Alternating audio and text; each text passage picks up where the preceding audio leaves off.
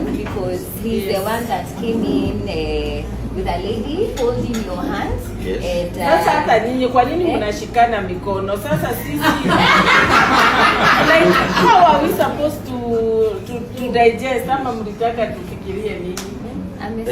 Simon, who is guys, you know, I am an adult male.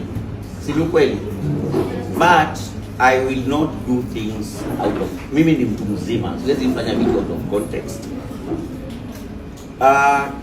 The person in question is my staff na ni my niece.